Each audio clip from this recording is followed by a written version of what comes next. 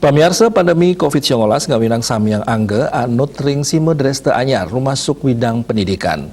Ring masan pembuat pandemi parikrama pendidikan mewas saking tatap muka dados ambara laya wiadin hybrid. Simedres teu anyar puniki memargi anutin penglimakan COVID-19 napi malih rau mangkin sampun medal varian anyar Omikron. Rektor Unut Profesor Inyoman Gede Antara Mausang ring kewentenan varian anyar COVID-19 inggih punika Omikron samian angger rumasuk krama ring baga pendidikan mangdani sayan waspada. Paiketan kampus mangda nureksain malih indik rencana pembelajaran tatap muka PTM terbatas antuk mata kuliah ring semester sanijagi rauh. Sistem pembelajaran hybrid preside kedados sangselah ring galah pungkuran. Nanging patut nelebang becik protokol kesehatan rikalaning ngelaksanayang praktikum antuk tatap muka. Paiketan dani mepengabdi wewidangan kampus mangdesida ngawikanin tur anut ring kahanan mangkin inggih punika ngamargiang amongan-amongan ring kampus. Paiketan dani taler anut ring pewarah sani kemedalang oleh pemerintah.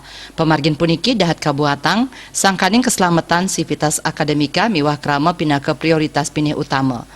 Parindikan sekadi inucap taler kebawasang oleh Direktur Politeknik Pariwisata Poltek Parbali Dr. Andes Ida Bagus Putu Puja Mkes.